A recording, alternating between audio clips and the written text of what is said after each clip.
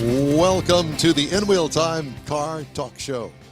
Just ahead, from the podcast Dirty Air, it's the award-winning track announcer Rodney Rodriguez. Now, he doesn't know that he's won awards yet. We haven't given them to him yet. No, we haven't. Oh, yeah. But that's in the works. Yeah. In Jeff's car culture, can run flat tires be repaired? And Mr. Mars has some hidden Houston hiking. And I can only imagine where that would be. Buffalo Bayou? Stairway? Elevator shafts? Skyscraper? It's a secret. Howdy, along with Mike Out of This World Mars over in Neaterville, Studio 2. We always need more Jeff Zekin, Chief Engineer David Ainsley. I'm Don Armstrong. So glad that you could join us on this Saturday for our live broadcast. And if you're listening on a podcast, well, you missed the live broadcast, but you can get the live broadcast every Saturday, 10 to noon Central Time. Howdy, and a pleasant Saturday morning to you from world headquarters here in Houston, Texas. Yep, HQ. Yeah. We got here early. We've taken a little nap. We got here so early. And now we're just going to wait for Rodney Rodriguez to join us. And take another nap. Is he even with us at all? Well, I don't know. Let's see. Okay, well, let's not pressure everybody into it. Pardon me? Mike had him. There he is. There he is. Best way to do it. Small view, sample size. By the way, did you know that you're an award-winning track announcer? I did not know that. I did not know that. Yes. Check your mailbox. Yeah, you've gotten the In Wheel Time Award for best track announcer in the world. Wow. It's made of paper mache. I guess I'm so good that I haven't worked in a year. That's right. You're being picky about which jobs you take. I'm one and done. One hit wonder, gentlemen. Yeah. One hit wonder. Do you ever follow any of those track announcers that do like World of Outlaws? And I mean, that's a specialty that I'm impressed with. Don, you know how it goes. I listen to everybody. I listen to everybody do their job. Now, do you ever listen to us? All the time, of course. It's my favorite show. Liar, pants on fire. But you do have a new microphone, I see. I do. You know, with the travel that I do, you know, trying to simplify stuff. So they tell me that, and they sent me this to test. The company sent me this, and they're like, if you like it, you can keep it. So before they ever sent it, I said, I love it. Because free 99 is my favorite price, but exactly. They tell me that I can unplug this and go wireless. So I don't know. I haven't tried that yet. You know, I have been really ridiculed about the microphones that we use here on the show because we're using Sportcaster headphones. But you have to understand, and this is not a put down, but Mr. Mars nor Mr. Zekin, either one are broadcasters and said they don't know how to use a freestanding microphone.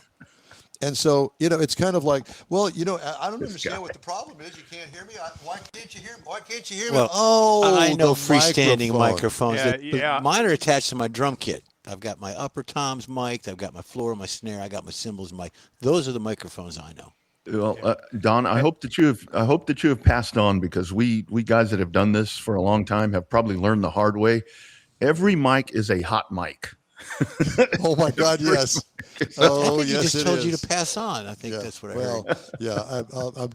I'll pass on that remark. Pass on that one. I will tell you that yes, early days of radio that I had way back when, I did not realize it, but the microphone was hot because you know, in the studio you turn down the monitor and you think, well, no big deal, right? Oh, the microphone was hot.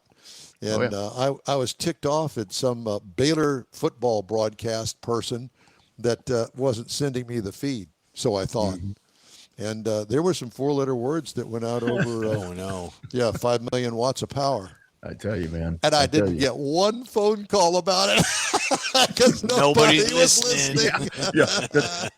That's when you know you're doing good. That's when you know you're doing good. Right. The first station that I worked at, man, we had such a terrible signal, and it was like nobody's listening to this. You know. So anyway, it's all good. It's all. So who's your microphone supplier, if I may ask?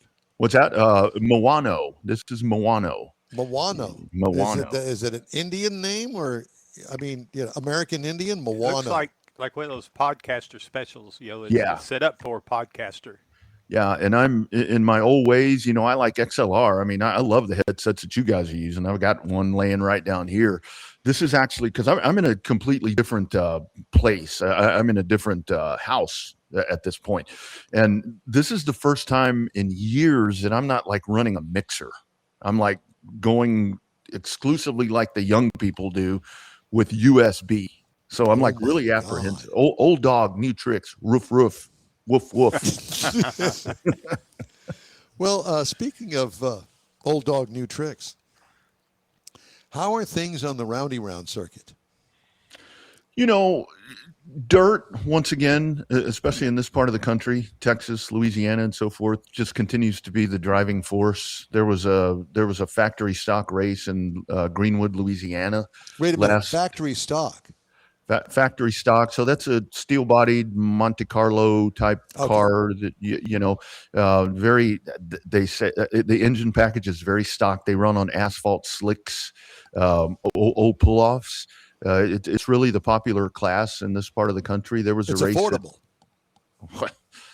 Yeah, the $20,000 for a comparatively speaking, it's affordable. It's supposed to be. That's the thing. You pay $20,000 to get you a custom built chassis, but the affordable part is you use the asphalt pull off that only costs $30. So it's all there you go. Word manipulation. But they had a race at Boot Hill Speedway in Louisiana, and 128 cars entered. And get this, $30,000 to win. Oh my God! A factory stock race on dirt. Wow. Yeah. Holy so cow. dirt continuing to do really good things. Asphalt is just plugging along. It's just not the forte here in this part of the country. Unfortunately, Houston's still the only track in the South. I mean, unless you get to out to Florida and Georgia and those areas. But dirt is doing extremely well. Lots of great dirt tracks in the state of Texas, including 105 right there, somewhat in y'all's backyard, that are doing really good things. Well, so let's talk about drivers. Are they young? Do you have some old drivers in there too that have been around the track a couple of times? You do still have a lot of for example, out in y'all's part of the woods, Howard Willis, who's a living legend that continues to get out and race. And you do have guys that have kind of floated from class to class that continue to just show up and run. But it is predominantly a lot of youngsters that are doing this, and male and female. And they're starting them, guys. They're starting them real early. Yeah. Real early. It's scary. I remember when I was doing the trackside interviews with you, as a matter of fact, out there at Houston Motorsports Park, and the fact that I interviewed the winner of one of the races. I think the boy was 15 years old, didn't even have a license yet to drive on the street, but he won the race. Yeah, and there's a lot of that continues to happen. The quarter midget, the real young kids, the quarter midget thing now is a part of the NASCAR Youth Series, is what that's being called and run throughout the country. So I know here between the Austin group and the San Antonio groups of those quarter midgets, where a lot of people start. I mean, Kyle Larson and a lot of these different stars have started in quarter midgets. Those are very healthy groups. They actually had the opportunity last weekend to race out at COTA at Circuit of the Americas and kind of a makeshift little oval track. So they're starting them 7-8 years old in a lot of instances. And a lot of guys that you watch on some of the regional and national tours of whether it be super late model, pro late model, even in the dirt sectors, 14, 15, 16 years old. Yeah, you talked about that, and you talked about the senior class or the older drivers that you're with. They are now few and far between in the NASCAR and the Cup Series side, because your old timers are the Denny Hamlins in the 40-year-old range, the Larsons in the 40-year-old range.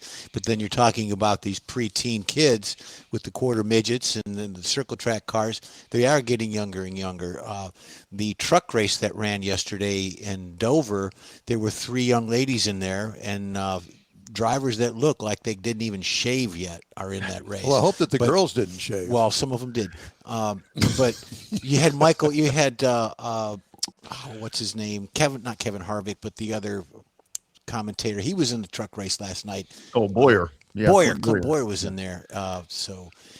Yeah, and And it really is, because the difference is now where these youngsters come in, and they come in with money, however they're getting it, whether it be the parents, whether it be, companies that have aligned with them. And that's really what it takes. It's very much a pay to play thing. It always has been, but yeah.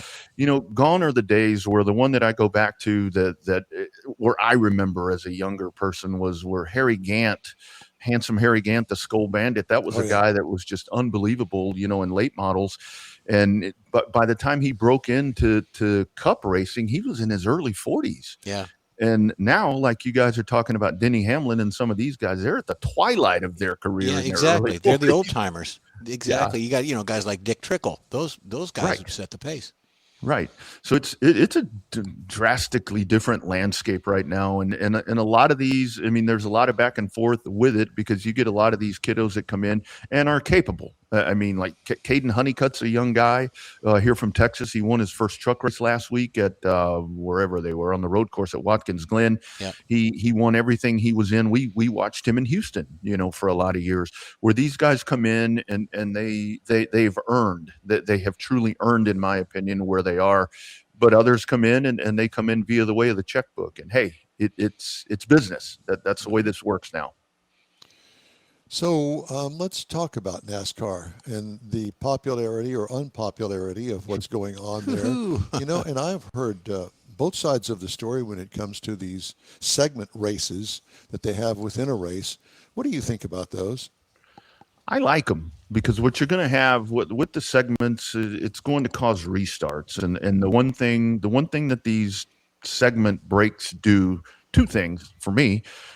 Two things that people complain a lot about is when you don't have caution flags, it's the endless, there's nothing happening. Well, right. These are controlled caution flags, and they happen to pay points. I like that in and of itself to help the point system.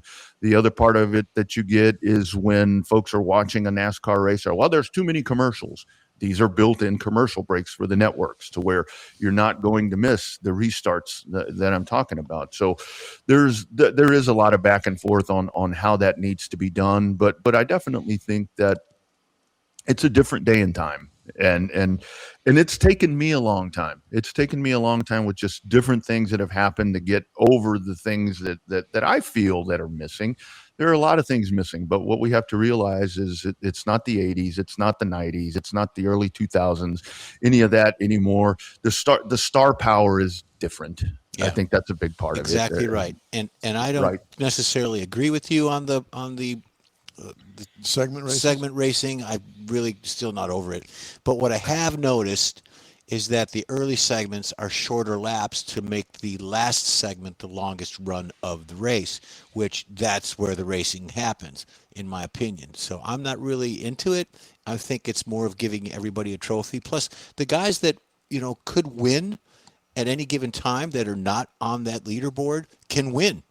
And they can move up. So it's more of, okay, we got this group of 10 or 12 or 8. They're the ones that are going to race for the trophy. No, let everybody race for the trophy. That's the way I look at it. And so much of this really is, to me, that the car is the problem, if you want to call it a problem. This is a race car. This is a full-blown race car. You can call it a sports car or a kit car or whatever you want to call it. But, this is a car to where – it doesn't move around a lot. The engines don't blow. It's they call it bulletproof, and it somewhat is. And the weird part to me, I think, where a lot of people, if you play those video games and all these different, which I try to do, but again, I'm not that tech savvy that I'm any good at that stuff. But you watch this Gen 7 race car, and there's this massive hit, where it hits the wall and it doesn't even get wrinkled. It just kind of keeps going, Well, it's all part of safety too with the soft walls and things. But I agree that the car is the issue, because every year somebody's whining or crying about, the car doesn't do this and the car does that. And it's terrible. I happen to think, and this has nothing to do. I've said this for the last 2 years before the company that I got involved with as part of the O'Reilly series, to where that's a better race car. You can actually still get into that race car and you can work all four corners of it. You can do different things setup wise. You can go in and modify it as the race is going on. It's a racier car. It isn't as indestructible as the Cup car is. To me, the Xfinity or the God, I hope the wrong person doesn't see this. To me, the O'Reilly series is really the one that generates the best racing right now. Very competitive. The rivalries are there, it seems like, and it doesn't matter if you put them on an intermediate, a road course, or a short track. You're going to get a weekly dose, and there are over 1 million people watching those races on the CW, on over-the-air TV, and the networks can't draw anything. It seems like on Sundays. Yeah. Well, as a matter of fact, we're going to have a guy by the name of Andrew Chapman on the air with us next hour. He's also a driver in the ARCA series. Nice. He's coming up, yeah. And I remember ARCA back in the day when I went to Talladega and stuff. ARCA was the Saturday race, and there was none of what we got now today. And then the Winston Cup was on Sunday. But the ARCA series had a lot of action in it and a lot of competition, and they weren't all in one big pack, but they were at least on the same lap, but they had mini Pockets, packs throughout the lap series. And I found it really exciting and fun to go to, even though it wasn't as popular and you didn't know all of the drivers. It was a great series. And so I'm a big believer in those underlying series that lead up to the Cup. Yeah, the Automobile Racing Club of America produced so many great drivers. Benny Parsons, I mean, the list goes on and on. You know, Jack Bowser was a guy that maybe a lot of folks haven't heard of that came through ARCA. But you know what happened, and ARCA is one of those series where, like where I talk about with the youngsters that come in, to where people instantly go to, those youngsters are going to ARCA. They're starting out in ARCA, and that's where they begin to ascend. And ARCA, where ARCA kind of changed was when it became a NASCAR somewhat entity. And that, you know, for a lot of people, guys, you know this as well as I do, to where like anything related to NASCAR these days is not good. Yeah, gobbled them up. Right. Got them, Yeah, you know. yeah. So it I don't know, man, but it's a great couple of weekends that are coming up. You've got the All-Star events that are going on at Dover today and tomorrow with the trucks and O'Reilly and the Cup. And then my favorite day of the year is next Sunday, because I'm a stock car guy and all this different stuff. My favorite race of the year is the Indianapolis 500. Favorite race. We got some things coming up. And to that note, I think there's a young lady that's going to run the double for Indy and the, was it Coca-Cola? The Coke 600. The Katherine 600, Legge. yeah. There's a young lady that's going to do it this year. She was time trialing yesterday at Indy. But you mentioned, you talked about saying the wrong word or the wrong series. If they quit changing the name so often, people would remember what series it is. Yeah, That's right. Yeah. Bring back the That would help. cigarettes. Yeah, bring back Winston. Yeah, how about that? Yeah. It's got something flying in here, but yeah, Katherine Legge is, and again, that's another story to where a lot of folks are instantly going to the negative, but folks need to do a little research on Katherine Legge, because that is a very accomplished race car driver, and where I think at Indianapolis, I saw where she said her goal is to run the 1,100 miles, to finish on the lead lap of both races. Right. Very capable in AJ Foyt racing equipment, I think, at Indianapolis. I am a little more concerned about Charlotte, because that equipment is maybe not, top tier, but it is a long race. But she said during the week that one of her biggest concerns is not the fatigue and all that. She's very fit. She's concerned about, she eats every 2 hours, she says, as she trains. So that's kind of one of the things to be watching next week. But I'm glad for Katherine Legge. I'm a huge Katherine Legge fan. Well, I she's think had a rough career getting through all the places because she wasn't treated right in the Cup stuff. So enough said. Rodney, it's great to talk to you. What do you got on your schedule for the next couple of weeks? Not a damn thing. I am actually. I'm actually home throughout the month of May, and then I hit the road in June for work. I'm doing it's called a hot rod tour that I'll be traveling through Illinois and Missouri, and it's a week-long thing. I'm back for a week and a half, and then I hit the NASCAR tour on some stuff. But we'll continue to produce content. Again, that's why I got this microphone, because I can take it with me, and continue to try to win awards like you guys. From one broadcaster to another, I will tell you that the microphone works really well. It does. Sounds good. Tell your Appreciate folks it. there that supplied it to you that they did good. And you did good, too, and it's always great to talk to you, my friend. You take care of yourself, and let's stay in touch. Be well, guys. Y'all have a great week, and stay safe. Yep, Thank you too. very Thank much. you, sir. got it, man. Hey, just ahead in You bet. Jeff's car culture, can run flat tires be repaired? And Mr. Mars has Houston hiking in his driving destinations feature. Weird, but we're going to figure that one out. It's all coming up after this break here on the In Wheel Time Car Talk Show. Stay with us. The Tex-Mex dining experience is defined by Lupe Tortilla, your destination for Texas's best beef fajitas and frozen margaritas. Since 1983, Lupe Tortilla has served authentic and time-tested recipes made with the freshest ingredients. Atmosphere is part of the award-winning experience at Lupe Tortilla, all developed in a little house near Highway 6 and I-10 in Houston. Visit any of the Lupe Tortillas and you'll see the same attention to detail in each and every location. Start your Lupe experience with queso flammeado and guacamole, along with a classic frozen margarita. Dine on famous Lupe beef and chicken fajitas or pepper shrimp brochette, or a fish or vegetarian entree, and finish with a scrumptious flan for dessert. Find Lupe Tortilla in Houston, College Station, Beaumont, Austin, San Antonio, and Dallas-Fort Worth. There's a Texas location near you. The recipes are authentic and time-tested. The ingredients always fresh. Lupe Tortilla. Eats pretty good. Apple or Android, In Wheel Time podcast can be found everywhere, on the stream and through downloads. Whether you're on the road or at home and searching for a fun car talk show, give In Wheel Time a try. Honest new car reviews, fun, informative interviews with real car people, weekly automotive news, features like Jeff's Car Culture, Mike's Driving Destinations, all on In Wheel Time. Check us out on SiriusXM Podcasts, iHeartRadio, or while you're shopping on Amazon through Amazon Music. InWheelTime.com has a list, so check us out. It's 10 to noon Central Time every Saturday for our live show about all things automotive. We hope you'll get a whiff now and then. Thanks for being with us today. Time now for Jeff's Car Culture. Run flats. Can they run with plugs? Can they? Well, let's check it out. First of all, run flat tires are an increasingly common type of tire on passenger cars. Manufacturers like BMW or the high-end vehicle producers, manufacturers, are mounting them on cars instead of equipping them with spare tires. Doing so saves weight and space, plus run flat tires are considered both safer and convenient to run than standard tires. If there is a puncture, the air escapes from the tire. The tire is designed not to collapse, but to ride the weight of the car on that sidewall, so sudden decompression would not lead to the driver losing control, which makes sense.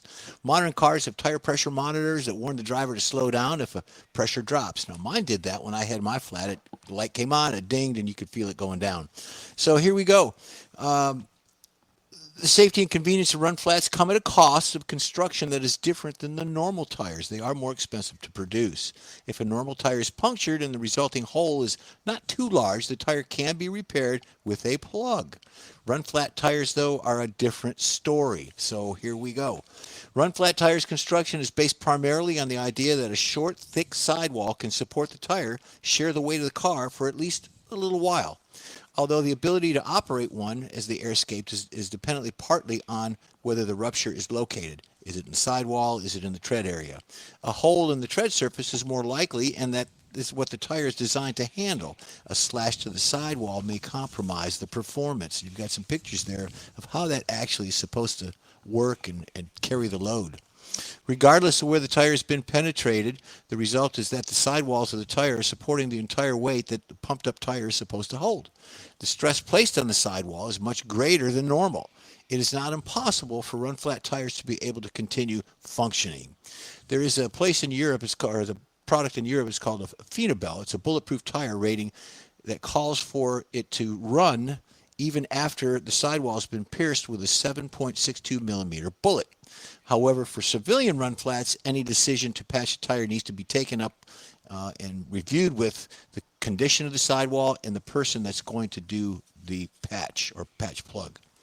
It is physically possible to plug a run flat tire if there is a puncture in the middle of the tread. A technician certified to work on run flat tires should check the tire and determine whether it is repairable, as the inspection process is different for run flat tires than it is for a regular tire.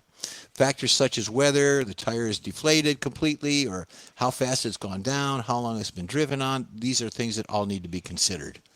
Whether you should plug a run flat tire depends partly on the manufacturer. Some tire makers, such as BF Goodrich, permit one plug or patch. Others, such as Bridgestone, mandate that the tire must have at least a 15 psa while punctured, in other words, holding more air as it goes down. Others, such as Pirelli, warn that plugging a tire under any circumstances will void the warranty. I call hogwash on that.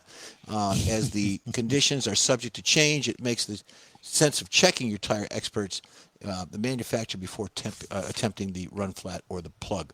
Now, I worked for Pirelli. I was a manufacturer rep. They had other issues besides run flats. Michelin was the first one that I know. Michelin and Goodyear were the first ones that I know that actually produced a run flat.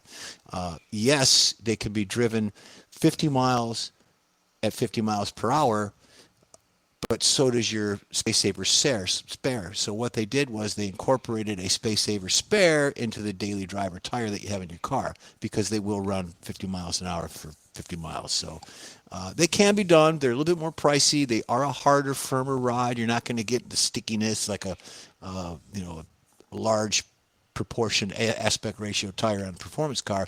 These tires are made to run on the road, and they're more of a highway tire. So I got run flats on the Corvette. you do, and that's a good thing, because you have no real spare There's area. no spare. Yeah.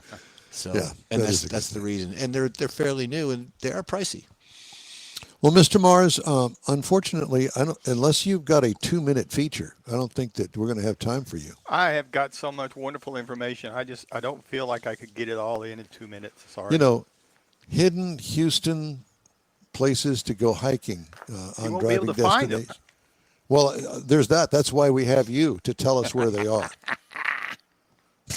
So why don't we move your driving destinations to the next segment, and we'll dance with that. Is that okay with you? It works fine. Our next guest is in the waiting room, so that all works out great.